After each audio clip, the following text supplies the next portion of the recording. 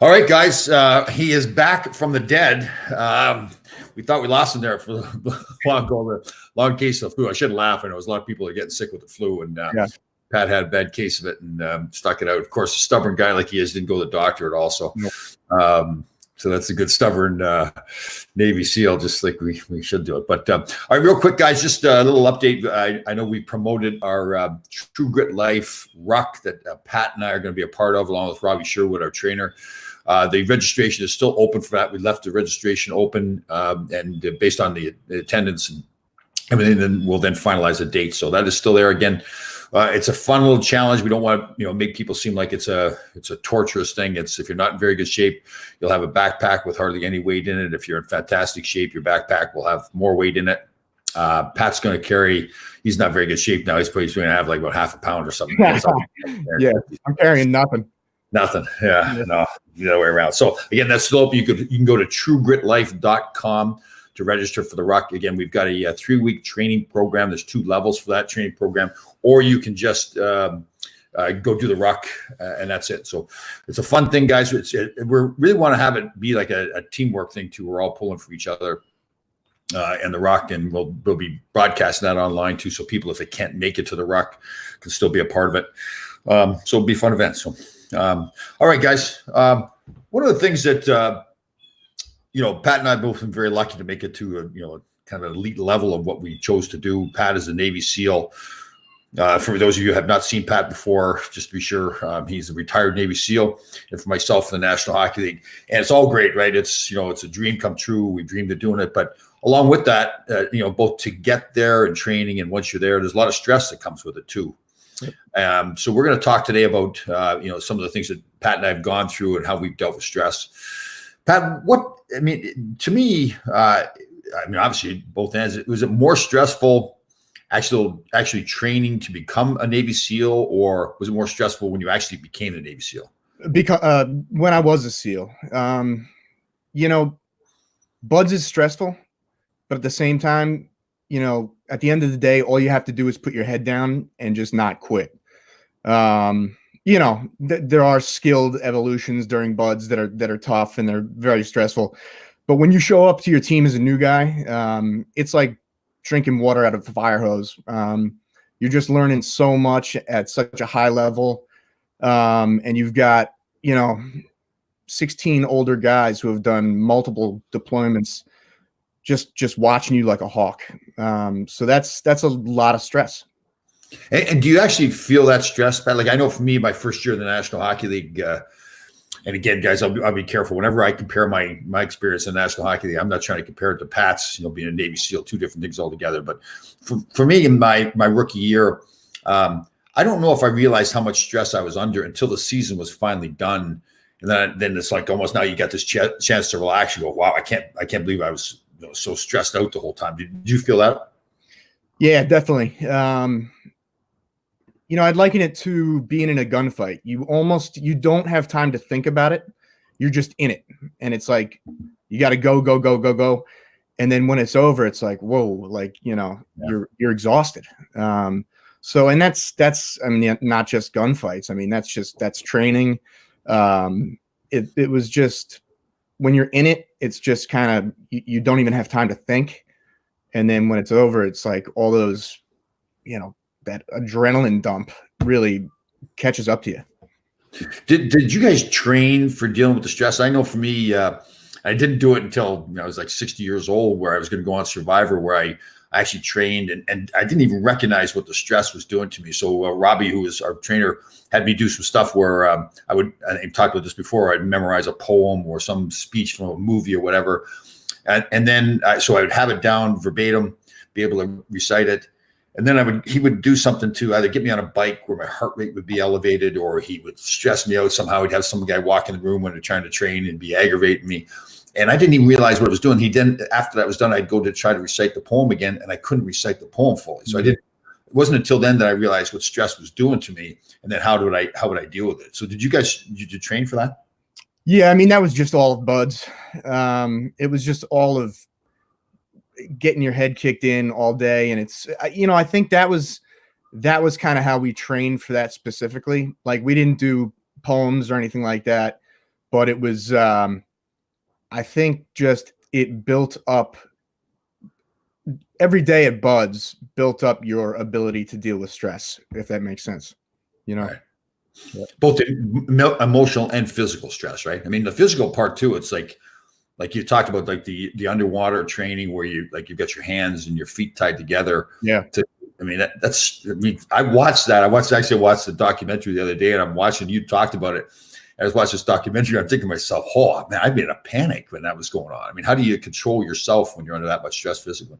Well, there's a couple of ways I dealt with stress in Buds, or not just Buds, when I was at my team.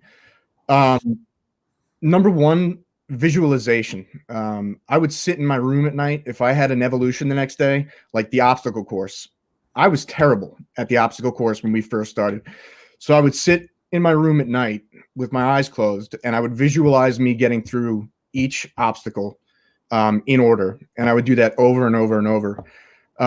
Or like in Afghanistan, when I was point man, I would sit there in my room and I would close my eyes and I would visualize the exact route I was going to take. And I would do that over and over. And that would reduce my stress, because I can't describe how just unbelievably stressed out I would feel the night before we would do an O course. Like I wouldn't even sleep. Once I started to really visualize what I was about to do, it started to improve my performance, and it started to bring my anxiety level down. Another way I dealt with it was just slow down. You have to slow down when you're under stress. We've got a saying in the teams, I'm sure it's not just in the teams, but slow is smooth and smooth is fast. I think we have a tendency when we're under stress to kind of panic and freak out. And, in a military situation that can be deadly. In a business situation, if you're doing a presentation and you're moving too fast, you're going to forget what you're saying. You're going to leave stuff out. So I think it's important to slow down. And then I think it's important to breathe. I mean, that was harped on in Buds and beyond. You got it. You got amazing. Yeah. That's amazing you said it. Sorry to interrupt you, Pat, but I mean, going back to the training I did, and again, it's funny, like I played in the National Hockey League for 11 years, and I didn't realize this until I was 60 years old, where I was in all those stressful situations, and then Robbie and I, we realized, okay, and it may be different for you than me or somebody else. For me, it was the breathing. It was to just physically stop. After you're like, if you're going through some exercise or whatever, your heart rate's elevated or you're aggravated, physically stop yourself and practice to take that deep breath, right, and slow yourself down. And we had a technique. It was like, I think it was called the 4x6 technique, where it would be breathe in for 4 seconds, out for 6 seconds. And you do that for like 6 minutes or something like that. And if you do that, like scientifically, it's proven to just bring your heart rate down and it chills you out. And especially in sniper school, where breathing is crucial. I mean, that came into play big time. You'd be going into a shooting test where, you'd see a target pop up and you instantly want to shoot. It's like, you gotta relax. You gotta squeeze that trigger, be smooth, and doing those breathing techniques and just taking a second. I mean, I think a lot of times when you're under stress, your vision's like this, and then breathing just opens it up, See, I agree with that 100%. And again, everybody may be different, right? That's your method. Mine may be breathing a different method, but you've got to figure out what's right for you. But it's that, I agree with you. When that stress comes up, it's being able, for me, it's like you said, the physical part of it where you're actually slowing your heart rate down. But to me, it's also like that, it's that preparation, right? So it's one of the many things you can do to prepare yourself. So there's so many things you can't control in life, whether you're going into a mission, I'm out in the ice playing, or somebody's going to a job interview, whatever it is. There's so many things you can't control, but the one thing you can't control is yourself, right? If you now trained yourself to have that trigger in your mind to say, okay, I'm stressing out here, I'm talking too fast at this meeting, or like you said, you're not focusing on your target.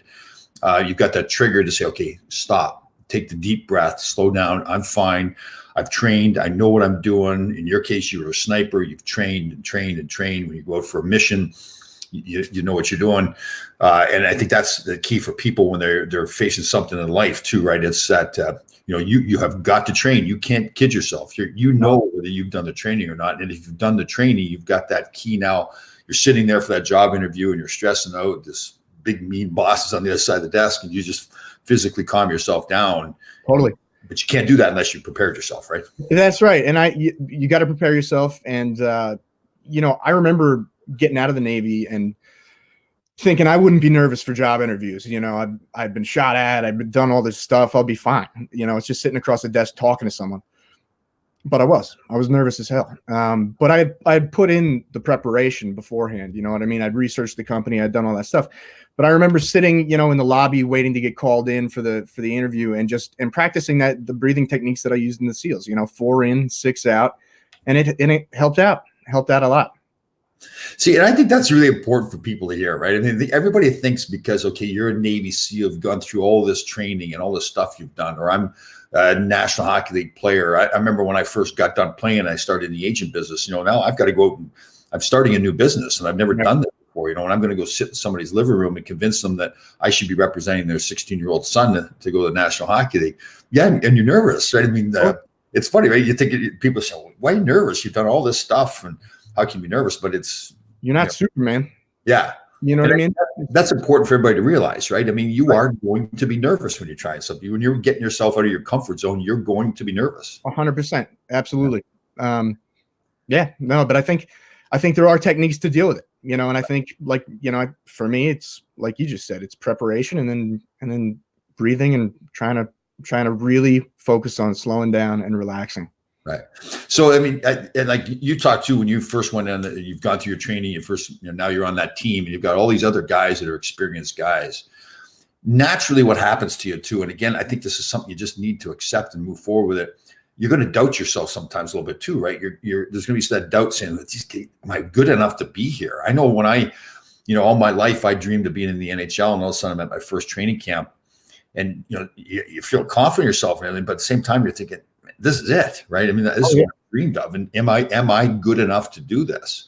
Did you face some of that? Oh, well, yeah, totally. I mean, I think every single, we do a bunch of different training blocks when you show up to your team.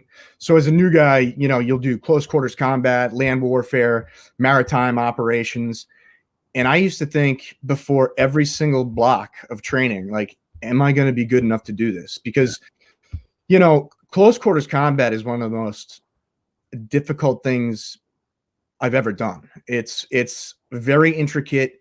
It's very dangerous. And it's like, I wasn't that great of an athlete. I've never been that special at anything in my entire life. Like, am I going to be able to live up to this hype? Like, I was able to put my head down and get through buds, but am I going to be able to perform these tasks at a high level? So, Pat, explain that to close quarters combat. What is that?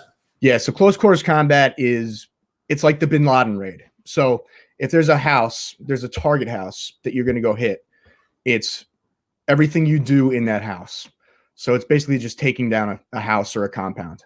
Right. So and it's working together as a team, right? So you've got a job to do. You've got to play off this your teammate. He's doing his job, correct? Totally. And there's no plan. There's training, there's procedures, but you don't know what the guy in front of you is going to do.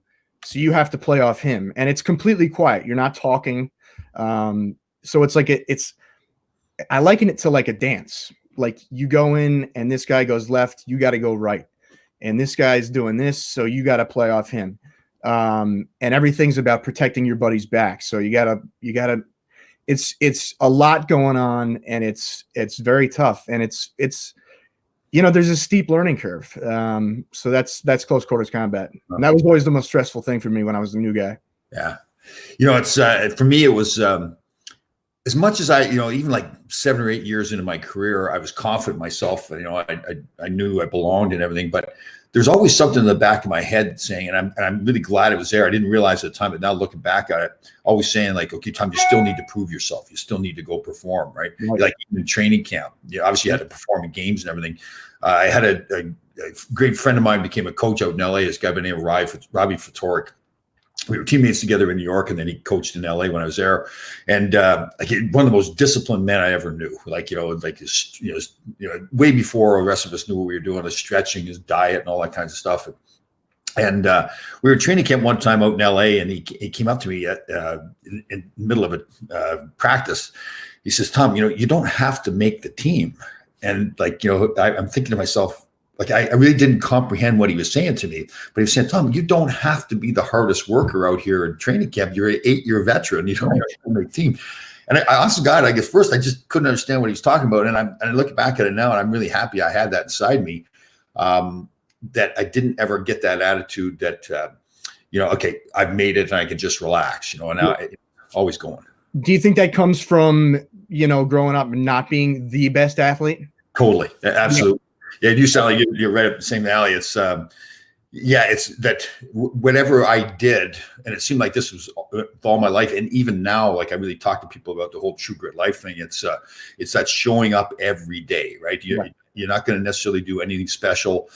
You're just going to show up every day and do it properly. That's why, like with the True Grit Life now, where I talk to people about, getting up every day and making your bed, perfect. And when you go, I go for a walk at 4 o'clock, but I call it the march, because the idea is that you get the most out of every stride. Right.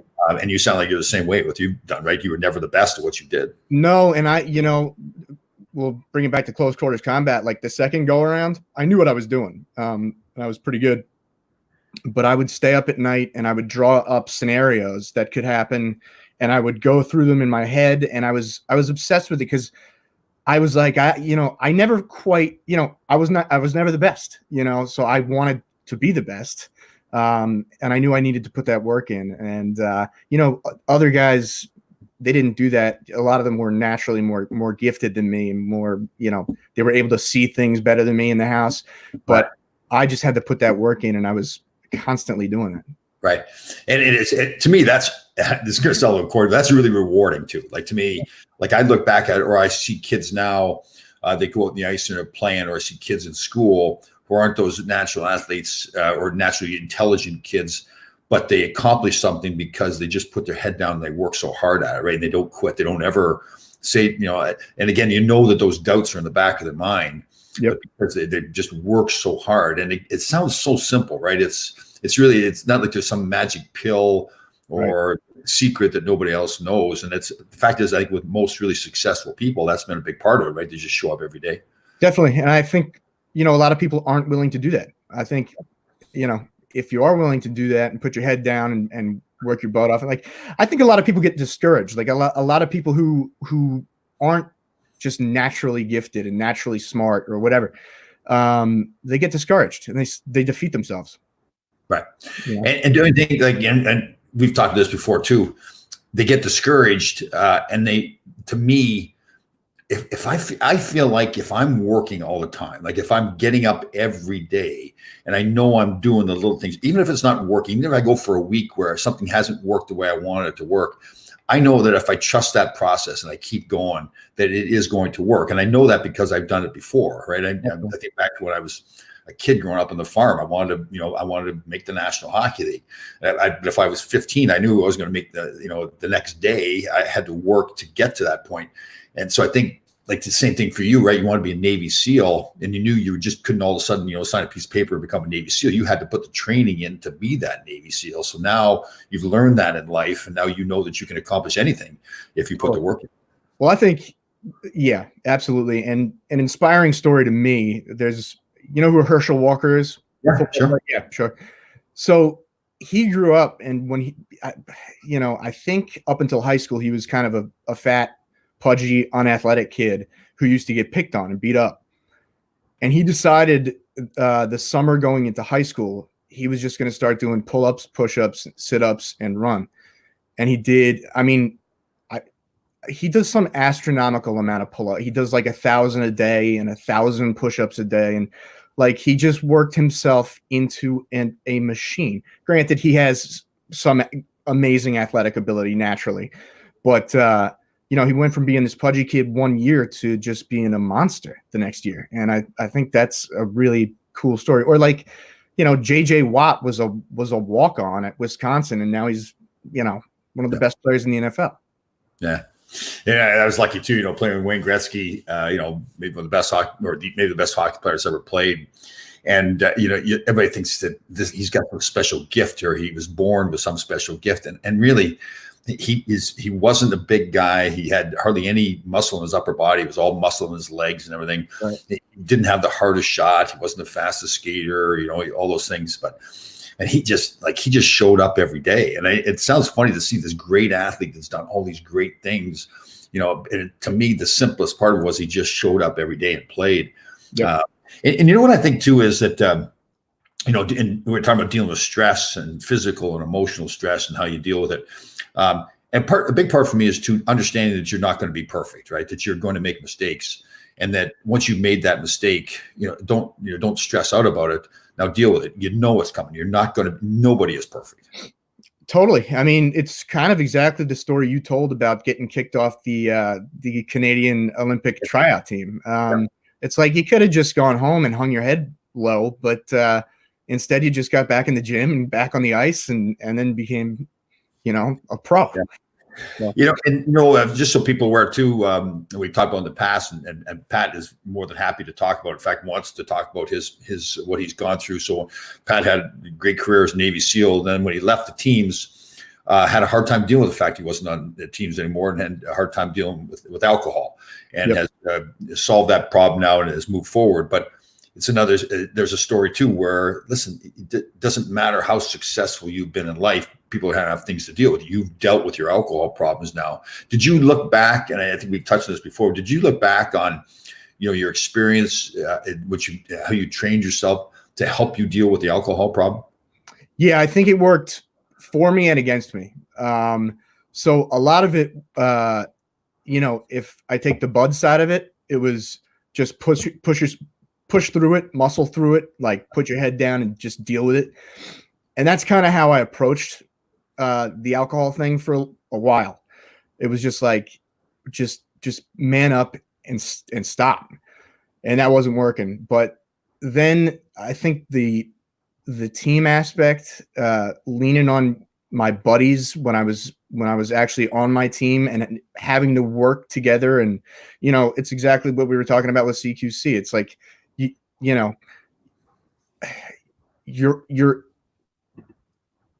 it's not quite exactly with CQC, but you're on a team.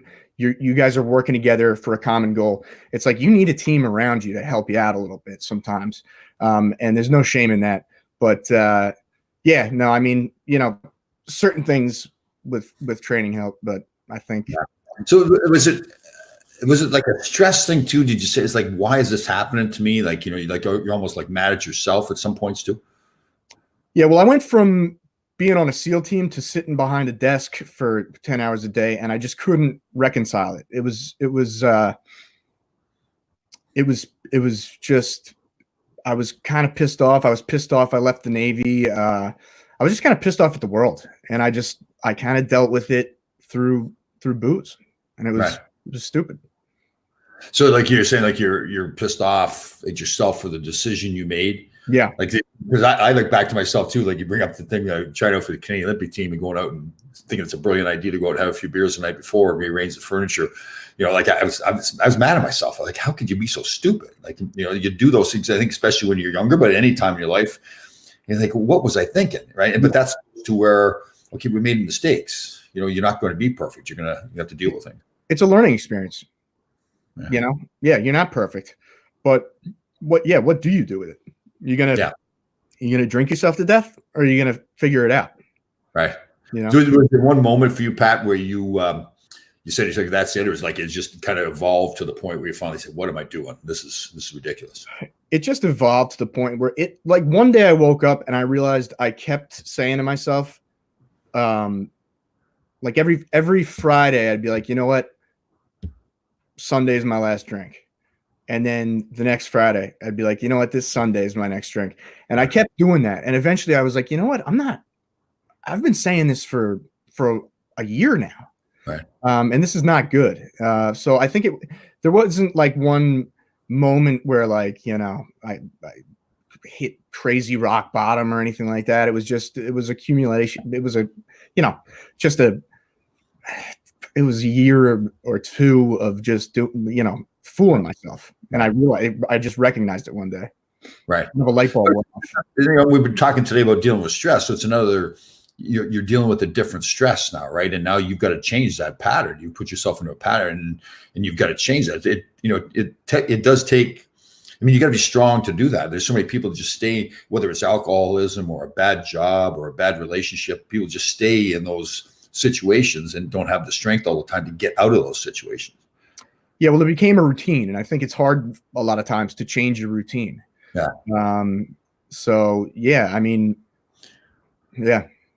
So what do you mean? Like, I think to myself, we've done a thing in the past called a 21-day, we call it the Laidlaw Challenge. It's a 21-day challenge. And the theory is that you can change a routine. You can create a new routine. Like, it isn't like foolproof, but in that 21 days. So it's almost like you got to don't commit to change your whole life. It's like, okay, today I'm changing it, right? Like, all I can worry about is today putting the next step forward and changing what I'm doing, right? I think that's pretty accurate? Yeah, absolutely. I mean, I think that's exactly how I approach drinking. It's like, today I'm not drinking. Right. And then tomorrow I wake up, today I'm not drinking. It's you take it 24 hours at a time. Right. That's So you're dealing with that stressful situation. Let's say, like you said, it's somebody at a job. They've been stuck in this job for a long time. There's other opportunities, but they just haven't they're under so much stress. They haven't taken that time to actually do something and change the stress they're under. They can do it. Go get your resume put together. Go get out there and, pound the pavement, and try to find yourself another job. It's a matter of, okay, like, today I'm doing it. Don't worry about tomorrow. Don't worry about a week down the road. Today I'm doing it, and do that every day. And I think the worst thing people do is, I think a lot of people say, tomorrow I'm going to get out there and I'm going to find a job. Right. Like, well, why not today? Yeah, totally. Right away. See, I agree with you totally. I've had a friend of mine, they know I get out and walk every day and do it, during the winter and all that. They say, I'm going to do that. I'm going to start doing that when the weather gets a little bit better. And I'm going to, why are you going to wait for that? Right. Put a coat on, put a hat on, right. Get off the couch. Right. And that's better. By the way, that's so rewarding when you do that. I mean, when you have something hanging over your head, there's nothing worse. Right. So just attack it. Yeah. It's funny, going to the gym all the time too. Like, I'm in the gym every day. So you tend to see the same people all the time. Right. And somebody maybe come in the gym who isn't in that good of shape, maybe a little bit overweight, and they're timid, they're kind of hiding in the corner and everything. You watch them. Then as time goes on, they're feeling better about themselves. They get in there every day. And now you can see the look on their face, the way they carry themselves, the confidence.